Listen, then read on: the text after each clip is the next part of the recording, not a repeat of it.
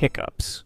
You're minding your own business, eating at a nice restaurant, when suddenly, your diaphragm has started an involuntary spasm roughly every 10 seconds.